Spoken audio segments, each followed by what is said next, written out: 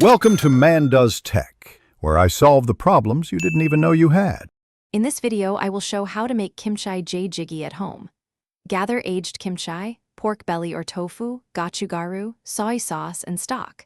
Chop kimchi and aromatics, slice pork or pressed tofu, and layer them in a heavy pot. Add stock to cover, bring to a simmer, and skim foam. Cook gently until flavors marry, then finish with scallions and sesame oil for brightness and warmth. Measure and prep ingredients before you start to keep the cooking flow smooth and stress-free. Slice pork belly thinly or cube-firm tofu, and chop kimchi into bite sizes. Mince garlic and slice onion so they release flavor quickly. Have gochugaru and soy sauce nearby for seasoning adjustments. Prepare scallions and sesame oil for finishing touches so the stew blooms at the end. If you're enjoying this Kimchi Jjigae guide, please subscribe and hit like to help the channel grow. Quick recommendation.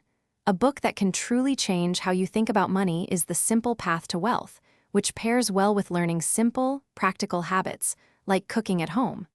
Check the description for the link and other deals, pick it up if you want a fun life upgrade, and now let's get back to the video. Heat oil in a heavy pot over medium heat, then sauté kimchi with pork or tofu until fragrant. Add garlic and gochugaru, cook briefly, and pour in stock to cover ingredients. Bring to a gentle simmer and cook for 20 to 30 minutes, skimming foam and tasting occasionally.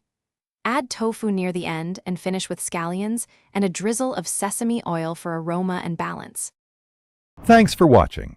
If you found this helpful, don't forget to like and subscribe.